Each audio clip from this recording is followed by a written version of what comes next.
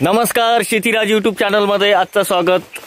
आपलं स्वागत. आजचा ब्लॉग सुरुवात करण्यापूर्वी बघू शकतो आपण निसर्गाचा एक नियम वेगळाच चालू झालेला आहे. थंडीमध्ये आता पुन्हा पाण्याची सुरुवात झालेली आहे आणि पाण्याची सुरुवात झाल्यानंतर असं वाटत नव्हतं की आता पाणी येईल, परंतु पुन्हा पाणी चालू होतो, पुन्हा बंद होतो, काय समजत नाही. परंतु आता नुकसान एवढं आहे, खतरनाक आहे. मक्का जर दारात पाणी आला तर ज्या लावलेल्या मक्का आहे त्या मक्का सुद्धा आडव्या उभ्या पडतील.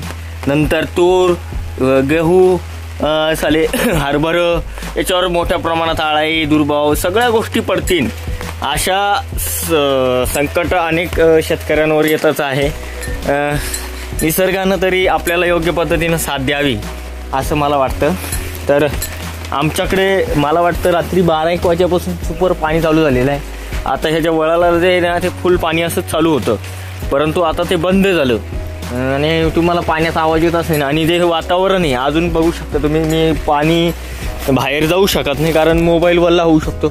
हे बघा आता असं भयानचं वातावरण झालेलं आहे.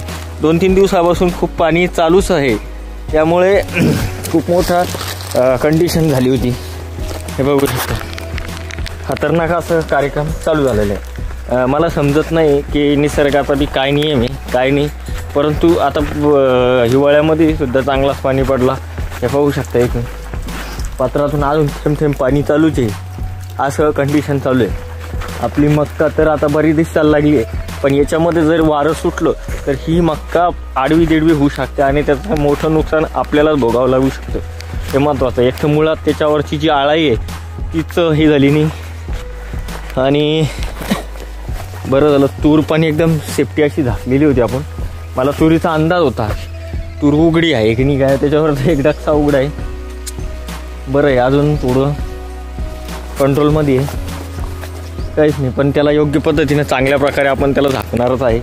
आणि ही मक्का आपण पेरली आहे, ही मक्का पूर्णपणे पेरली आहे. आता हिला पाणी भरायची गरज नाही. त्याच्यात ऑलरेडी पाखराने लय असून खाल्ले, आता त्यांना म्हणा खाऊ शकत नाही.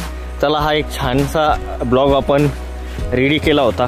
तर नक्की अवकाळी पावसामुळे पुन्हा किती नुकसान सहन करावं लागणार आहे हे महत्त्वाचं आहे.